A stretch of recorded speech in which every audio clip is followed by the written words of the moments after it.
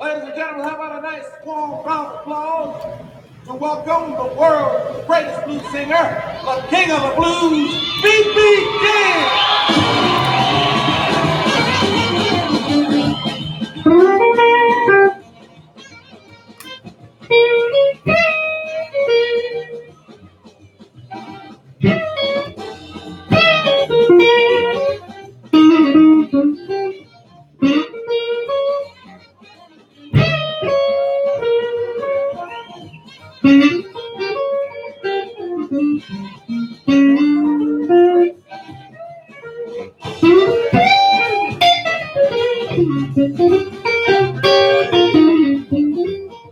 Hey, everybody.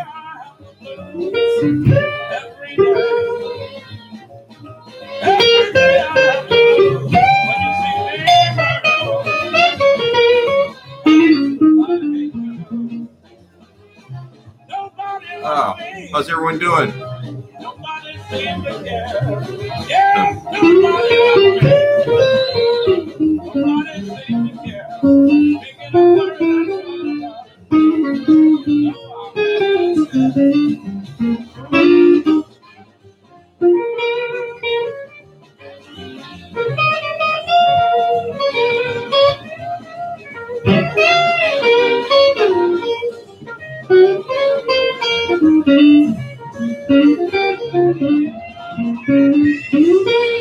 You know what?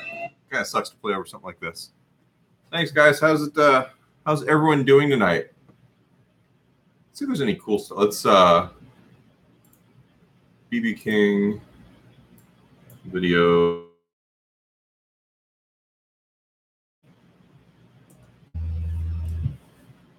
Good.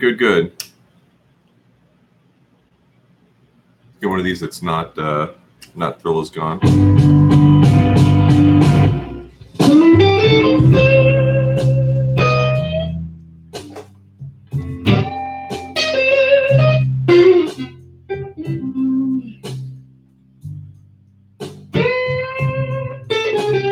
Oh, wrong key.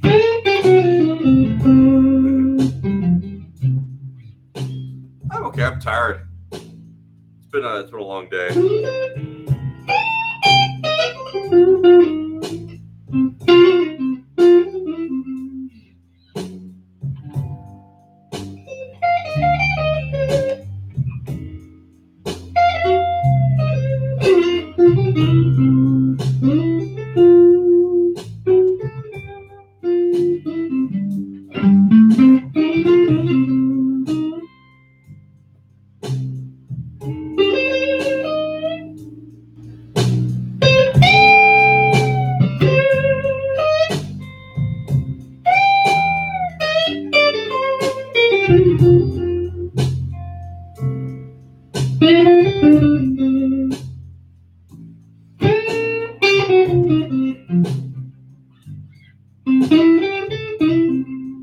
I'm hitting every note in the same place.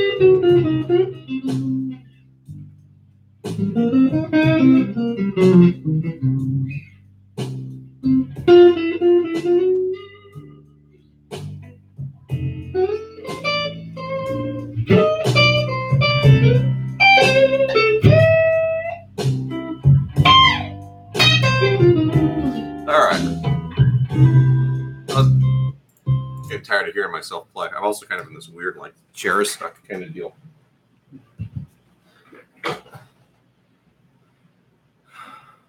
Thanks, John. This is actually some of the stuff I like to do the most, but I don't really get to do anymore, especially since I've been back in school.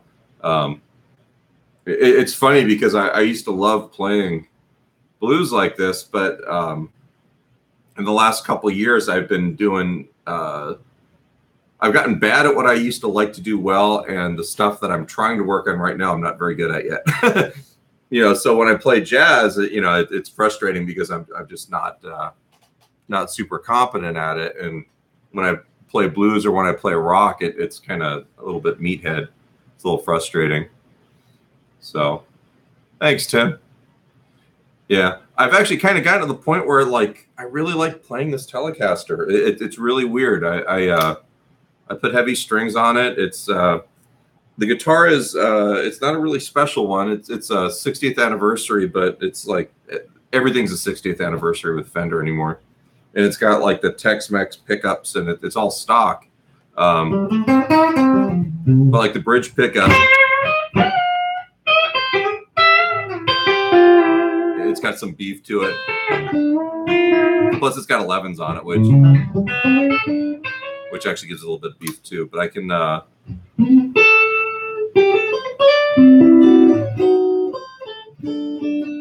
almost play jazz with it.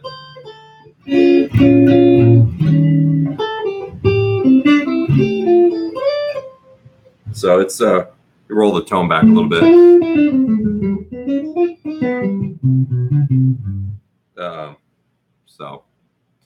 I don't know. Anyone got any questions today? I have this week and next week. I'm pretty good for doing these on Monday nights, but then after that, I'm actually going to be hitting a kind of a little scheduling deal. So our Monday night hang is probably going to change to maybe Wednesday or I don't know. I'm my school year starts up again, and I'm kind of at the mercy of what they do with me at the school. Yeah, these are 11s.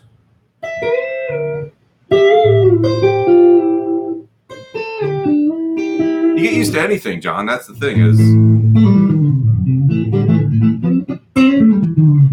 I mean, they're easy to play. On my arch top, I play 12s. I don't bend much on that. I can actually bend the first two strings pretty decently. The third string is wound and it's flat wound, so I don't really get much out of it. But all my rock guitars, all the McFeelys, Les Pauls, pretty much anything I play anymore either has 12s on it, or 11s on it, round wound, or 12 flat wound. And it's, some of it's not about strength. It's about technique. If I'm bending, maybe I can see if we can adjust this so you can actually see. Facebook's getting weird. Let me get my soda out of the way here.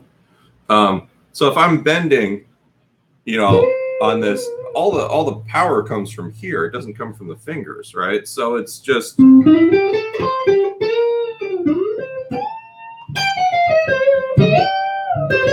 a two-step bend.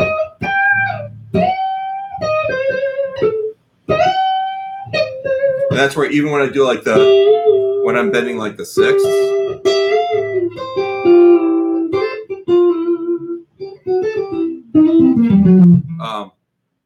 just KT Robinson. Hey, man. It's just weird. I'm actually doing this both on Facebook and on YouTube at the same time. So every once in a while I have to look and go, oh, wait, there's something else going on here. I don't necessarily think my fingers are that much stronger than anyone else's.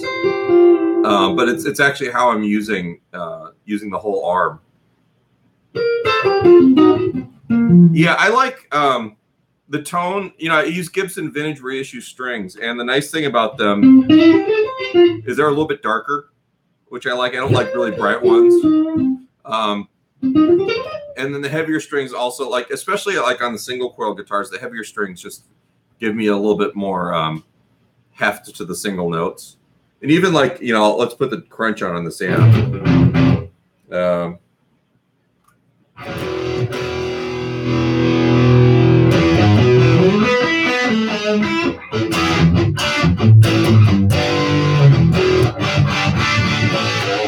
So even on rock gigs,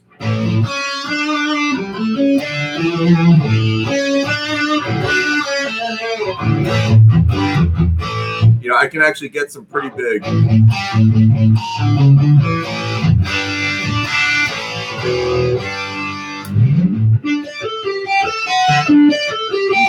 That kind of junk. I can actually get some pretty big sounds even out of the Telecaster bridge. Yeah, when you play, when you play heavier strings, you kind of have to have a little bit higher action. But this isn't really super high. If it was really high, I'd struggle with it. I don't like having really low frets. Having bigger frets kind of helps a little bit. But this is like whatever the standard Fender fret is. I mean, there is literally nothing special about this guitar. I just, I really like how it sounds.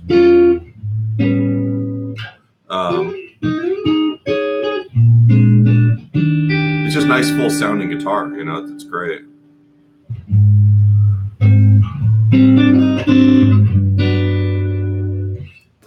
I get away with a lot on it, which is cool.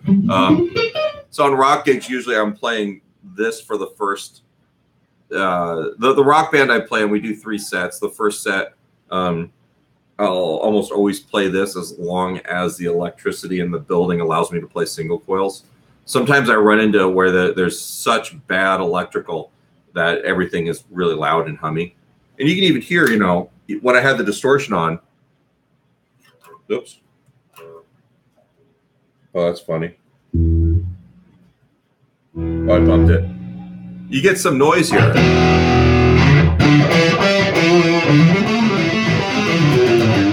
That's not too. But it's reasonable, you know, even with the single coils. But some buildings, the stage is an afterthought, and I just get kind of hosed on that. So I've got my McFeely guitar, which isn't here, which the wood one that you see me playing a lot, the Ocarina. That gets played on every gig for like the last part of that, where everything's like super loud and rocking with the humbuckers. Sometimes I bring my Les Paul. Sometimes I've got a PRS that I play. The PRS is an awesome guitar, but it's lacking in testosterone, where even like this Telecaster just has a lot more character to it. So I mean, I love the size of the sounds on this. And I use a compressor a lot with this guitar. This amp sound.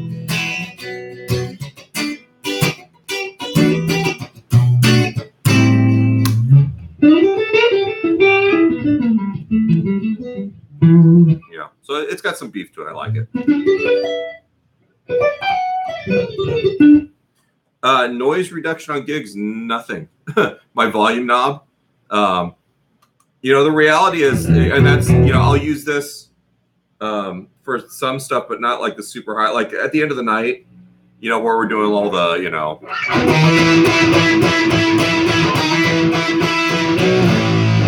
all the heavy stuff, I end up not playing on this guitar. I'll play on the McFeely, which kills a lot of it. You know, the reality is most people don't need noise reduction unless you're playing like in a, you know, what's his face?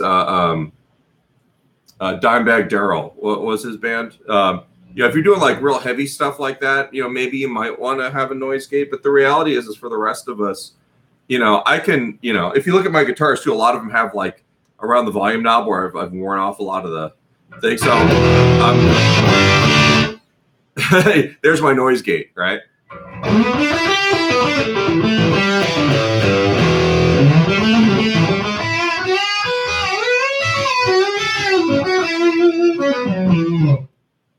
So you don't know. I'm playing single coils. I'm playing through a Fender Frontman 25 right now with the distortion channel, which is horribly noisy. And because I actually ride, Pantera, thank you, KT.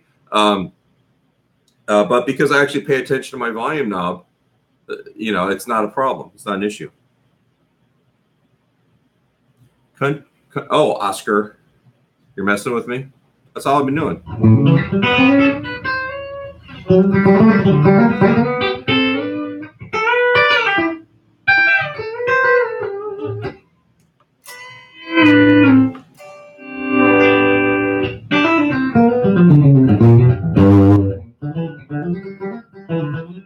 I'm not a country player.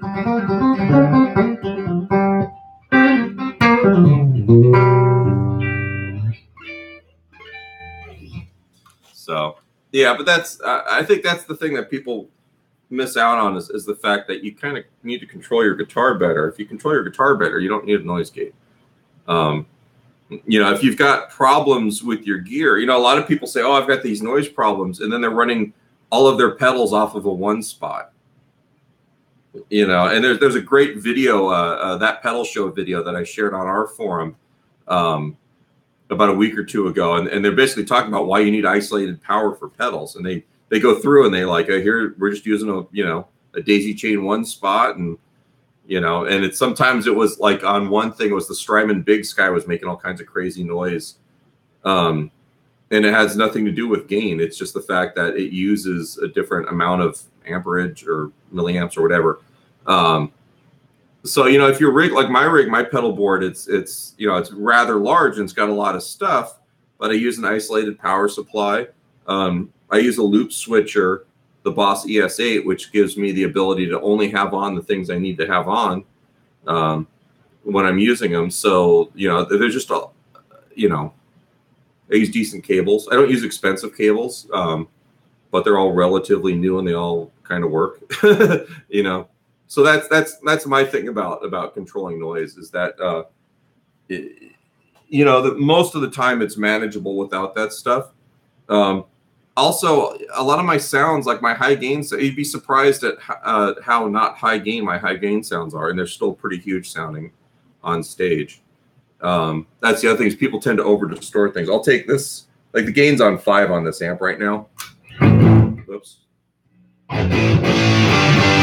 If I put it on 10, well, let's see what happens.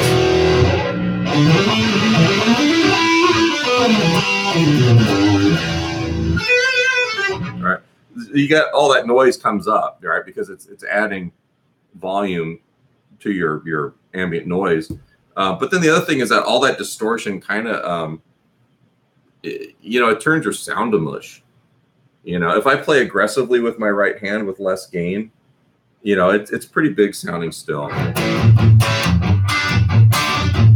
it's still pretty clean. You know what I mean?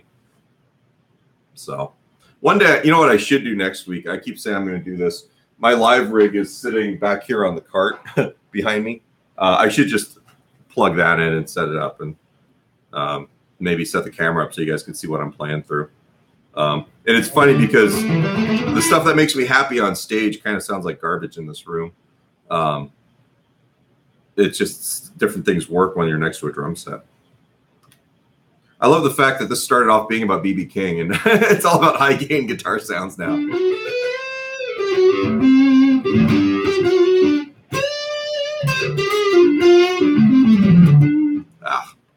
So,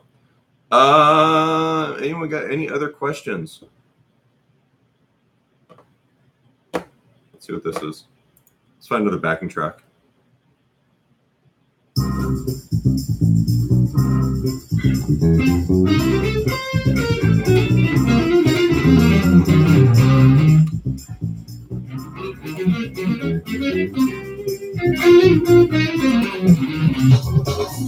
Get rid of the crunch.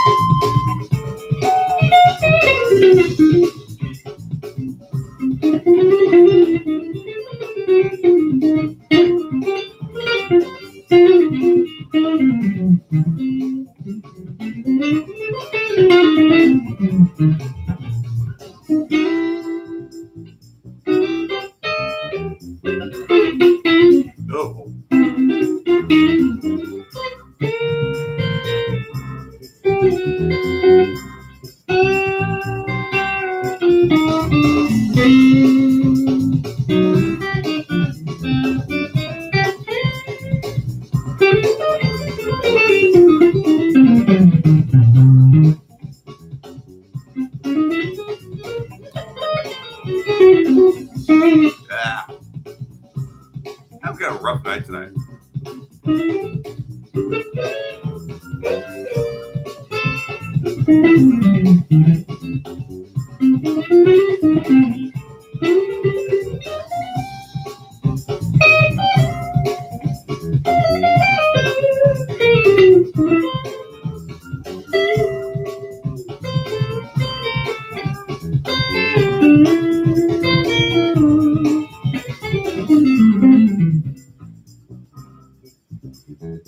Yeah, the thing with B.B. King is like he would fill in the gaps, you know, between his vocals.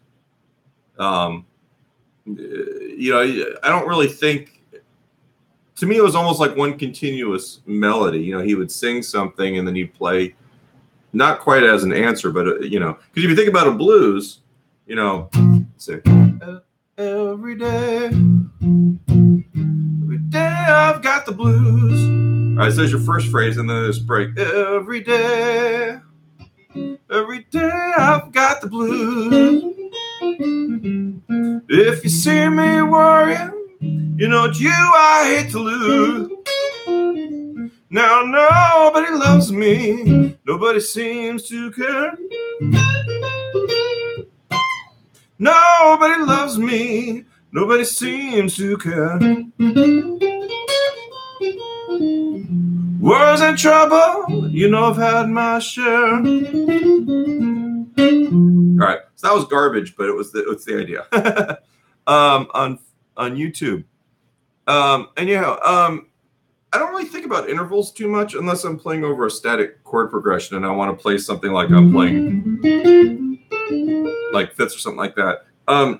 Typically, like with the blues stuff, you know, so I was playing that every day. I got the blues in B flat, and there's this like framework of the chord tones, all right, that are great resolution points. So I'll even play like a pentatonic scale,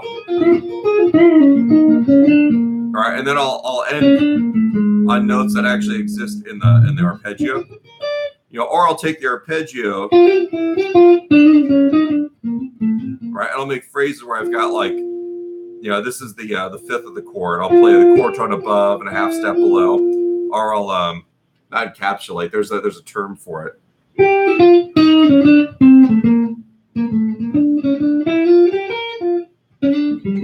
All right, so there's things that, yeah, there's call and response ideas, like if you're responding to me singing and playing poorly.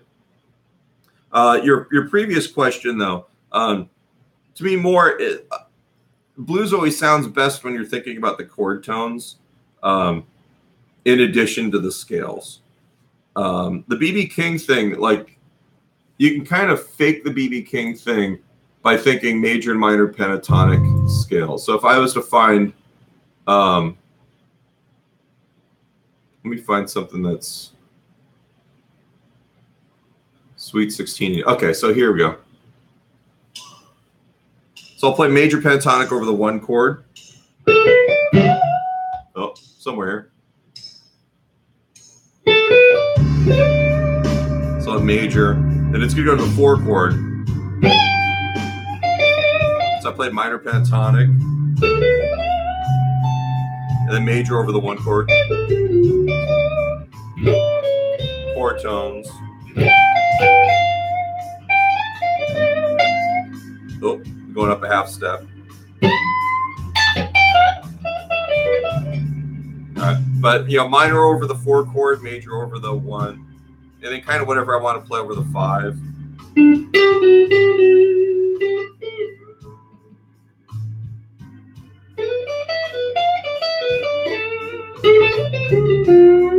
just a mix of major and minor pentatonics. So over that seems to work the best, you know. Major pentatonic, minor.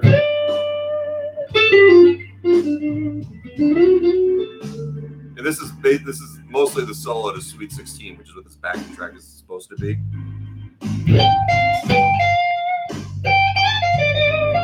Except for that chord, which.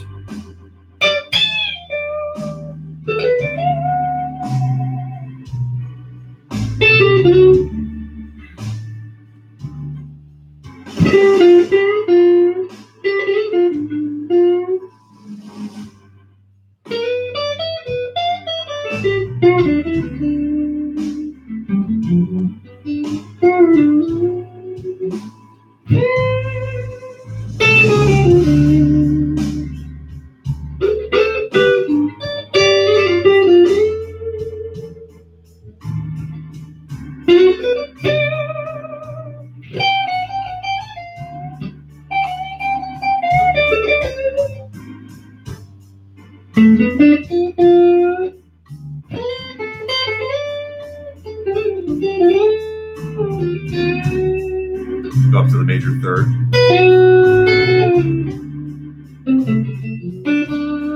Hey, Jossie.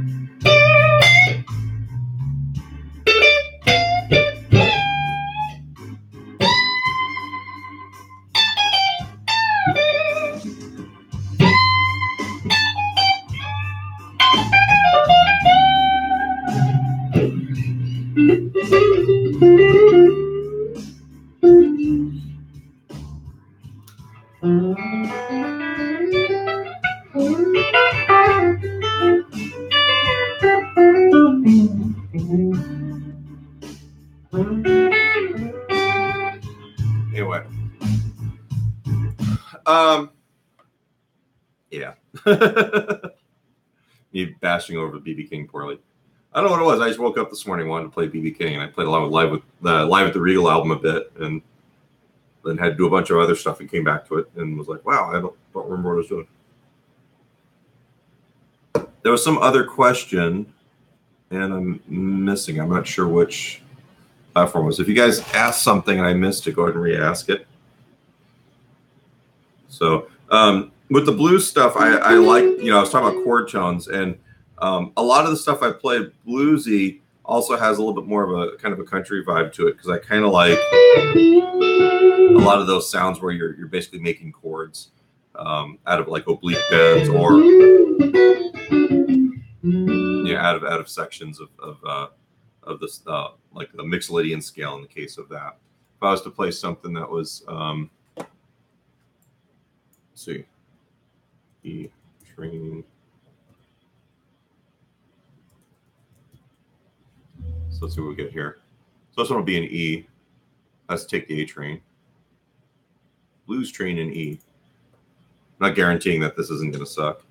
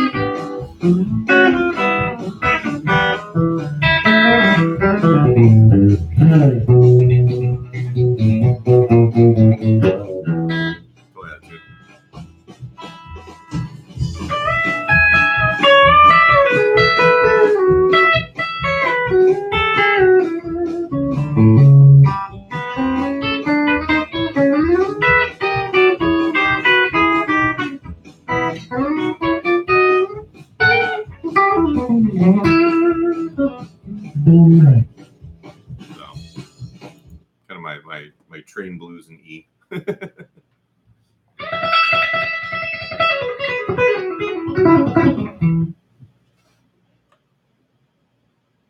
So cool. What else you guys got going on? Smooth backing track. Oh, you guys will start asking questions as soon as I put this on.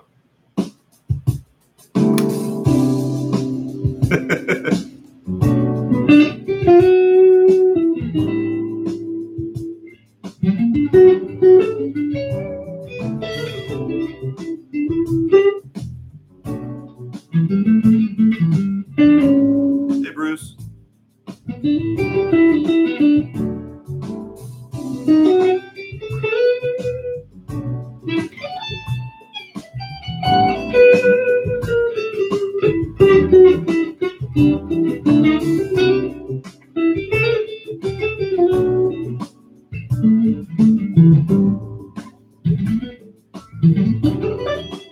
All right. I can't even handle that. Bossa Nova in G minor. Let's see what's going on here. It's always fun to play Stump Myself with the backing tracks. Yeah.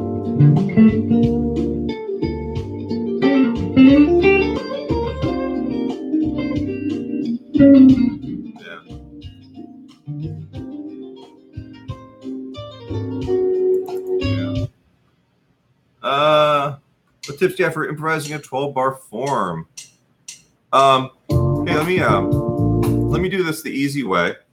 I'm gonna put a link to my website with some lessons on it, which is all about building forms and structures and phrases and stuff. So you're on my YouTube channel, which means that you have access to all the lessons, but there's so much stuff on there that's kind of hard sometimes to figure out what is there. So I've been doing some new lessons. Here's a good one to start with. Maybe I'll share this on the Facebook as well. Hang on a second, guys. Hopefully this doesn't mess up my stream here. Second, guys. Oh, let me turn off the.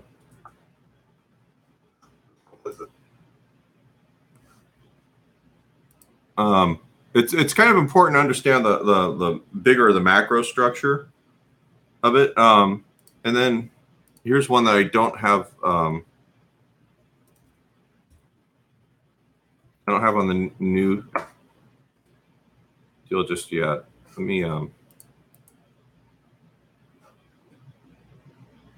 my channel. One of these, if I can find it.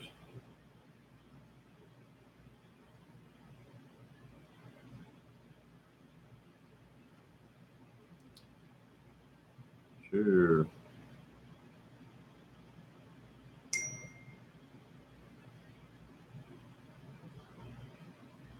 Hold on a second here. Well, I'm not going to do this right now while I'm supposed to be doing this, but yeah, take a look at that, and then I'll also post later on. I'll look for some other lessons. There's a bunch of lessons on my channel. They're just not very well organized. I got the new website, the one I just posted the link for. I'm doing a every Saturday lesson, and sometimes it's old stuff that I'm bringing back, and sometimes it is some new material. Last month I was trying to do some stuff where I was getting people to actually kind of play in time, you know, to pick. So there's some stuff that's very unbluesy. And then there's a lot of the older lessons actually are kind of focused on playing blues or playing changes. So you know, take a look around. All right, and then also, you know, if you subscribe to the channel or the blog might be the best place to subscribe to. What you'll find is that there's a lesson and a blog entry every week. As I'm going back into school, hopefully my time management skills will allow me to do both. We'll see kind of how this works out in a couple of weeks. September might be a bit of a change for me if I can't make it work. So we'll see. Anyway, we're gonna wrap up pretty soon. You guys have any other questions? Anyone? Bueller? Let's see what this is here.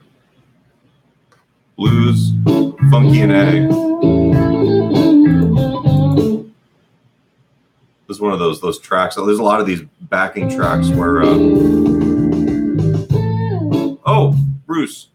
Influences my jazz study had on my blues playing.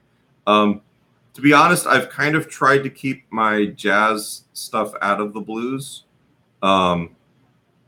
Partially because I already tend to play kind of notey blues. The only thing that I mean, just the fact that I'm playing and practicing a lot more has changed how I play blues, and the things I talk about in my lessons with my teacher, which end up being like more bigger picture kind of things.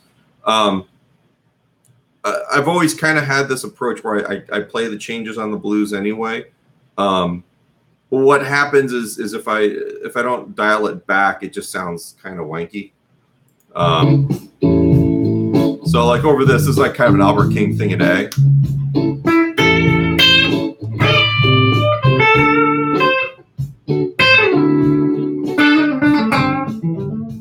I try and kind of keep my blues there.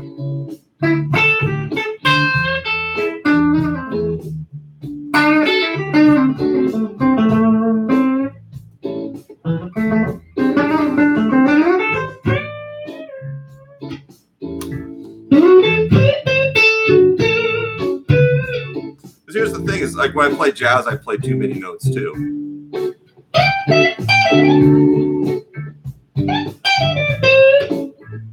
So I'm trying to play stuff that's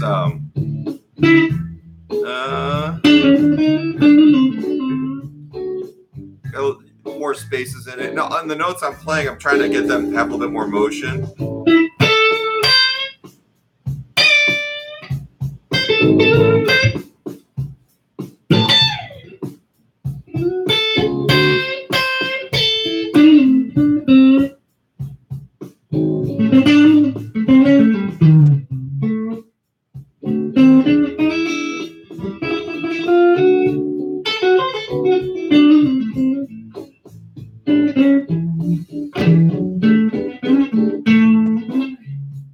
Otherwise, I'm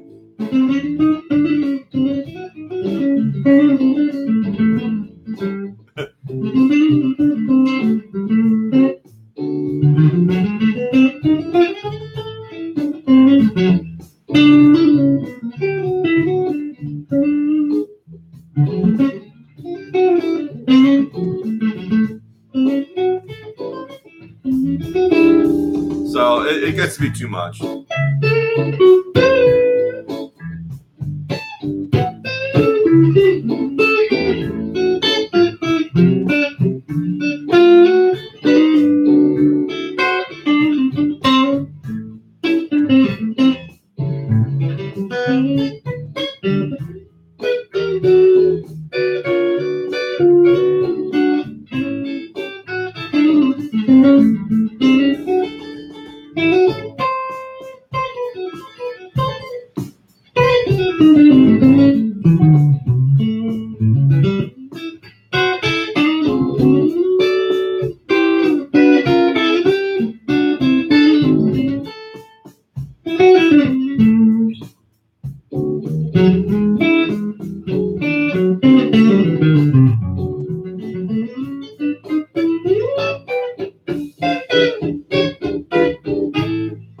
So, yeah, I like playing double stops and like the thick line lesson that I did a while ago. I love adding the country stuff in more than the jazz stuff. Like I said, I tend to sound a little too wanky with when I start playing the jazz stuff. Occasionally, it might be a kind of a cool substitution. It depends. If it's a straight 12-bar blues, I try and keep the jazz out of it. If it's a more interesting chord progression, I'll probably work with it and kind of go with it. But it really depends. Because you can play a blues like oh,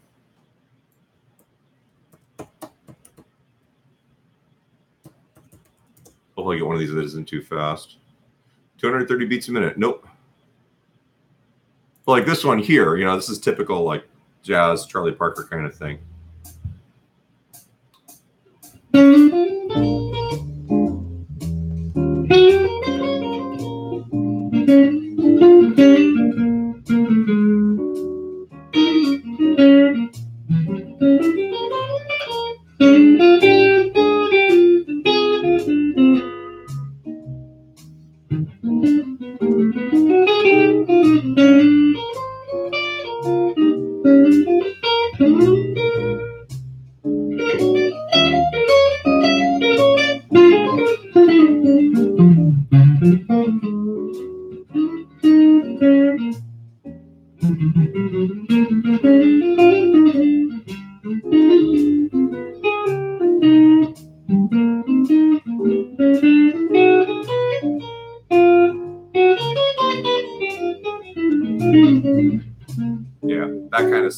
which is fun over that sort of deal. But I shouldn't do it over a BB King tune.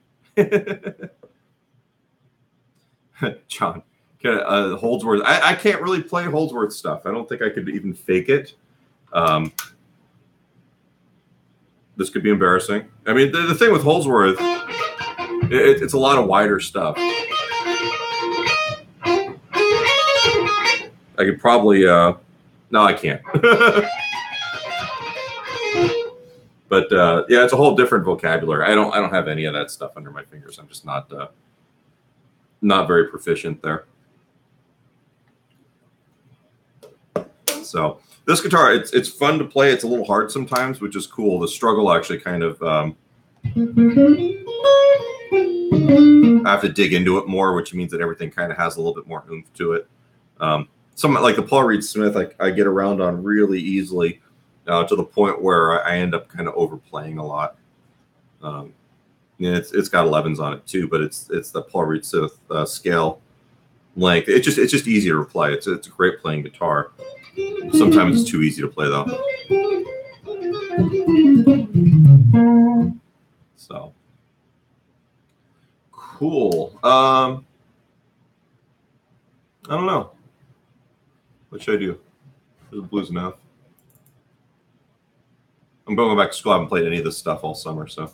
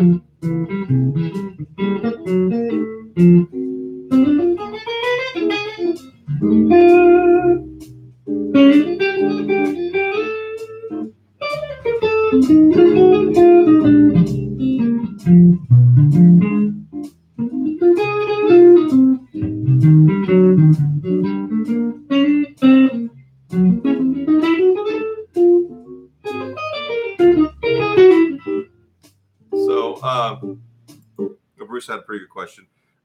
Here's the thing. To me, when I play jazz and I don't have the tune learned to the point where I don't need a fake book, it doesn't really sound that great. It sounds like I'm thinking. Ideally, I would love to. I don't play any jazz gigs really. I had one this summer, and it was like smooth jazz. There was like a lot of Kenny G and like seriously, I'm not even kidding. Like Dave Koz and that kind of stuff.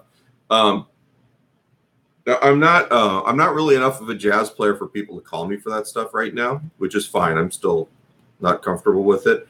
I don't like playing jazz unless I have the tunes memorized and actually know them. I can read them out of a fake book, you know, but you're not really getting me creating. You're getting me trying to, like, you know, it's like baking a cake by following the instructions as opposed to really knowing what I'm doing. And that may have a lot to do with the fact that I'm just not a very proficient jazz guitarist, which I'll freely admit. It's kind of a newish thing to me. And to me, it's important to know these tunes and actually just be able to play them from your head, not so much from the chart. But I mean, the reality is whenever I've played gigs like that around here, everyone's got either their real book or they've got their iPad with their real book, or they've got even their phone with iRealB with the backing track thing with just the chord changes in front of them. So there's different levels of like how people do these things. For me, if I was really committed to becoming a really good jazz musician, to the point where that's all I did, I would just have to know a couple hundred tunes. And I see my professors at school. I'll take classes with someone like Bill Cunliffe or Luther Hughes, guys that have played with, Buddy Rich and Horace Silver and Joe Pass and all. These guys have been around the block for decades, and they'll literally do an hour concert for the students with no rehearsal, or no, they'll just say, hey, what do you want to play? And their ears are so good. And I mean, most of them have perfect pitch, which I do not have. But you kind of get to a point where you're hearing the music. You know it. You've got the melody memorized in your head, and you know the changes well enough, or you can improvise the changes, because the changes aren't really, it's not there's no Bible saying that you have to play certain changes of certain tunes. You can harmonize it however you want, as long as you get the basic idea down. And those guys they will just make music, and it's incredible, and it's terrifying sometimes, So when I go and I play in a class, or I go to a jam session or something like that, and I've got to have my real book, I feel like, man, I wish I was a better, I knew these tunes better. And I think that's the key. If you're playing jazz, you need to learn jazz tunes. It's as guitar players, everything ends up getting focused on how do I play the scale on the fretboard.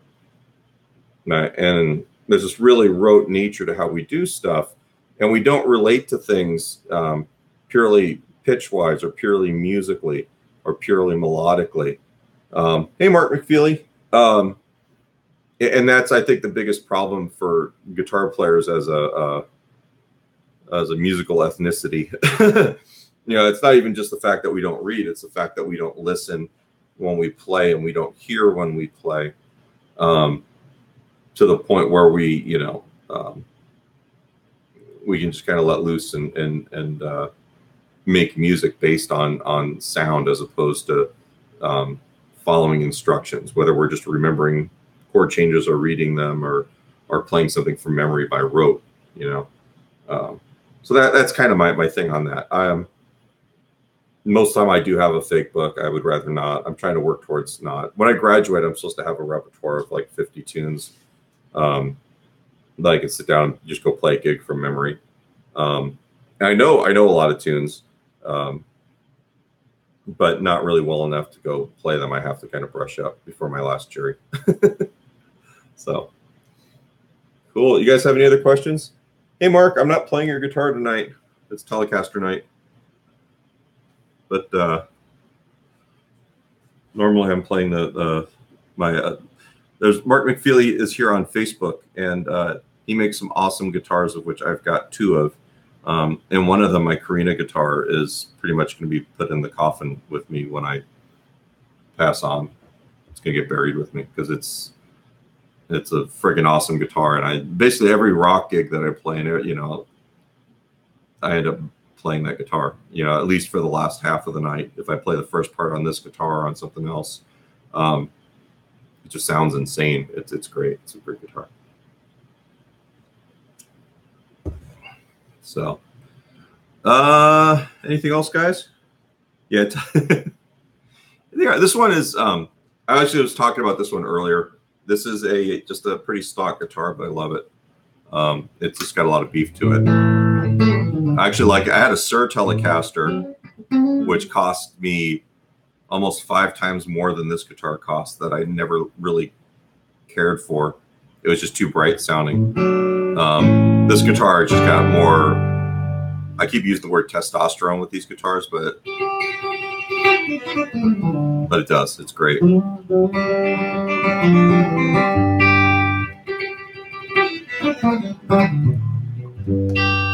So, all right, folks. I am probably going to split. I'm kind of talked out, and I got a student coming a little bit. But I'll see you guys about the same time next Monday, and then after that, just kind of be on the lookout. For those of you that are new, you can subscribe to my YouTube channel, friend me on Facebook, all of the various social media things. Markween.com is the best place to get a hold of me in terms of lessons and all that stuff. And also, if you want to subscribe to get weekly free lessons and weekly blogs, you can actually follow the link and kind of check out what I've got. This site is kind of a new rebuilt thing. We also have a forum, a guitar forum, with a bunch of grouchy dudes that like guitar and hot wings and stuff. So come check it out, hang out. I'm available for Skype lessons. Just message me wherever you're seeing me, and I'll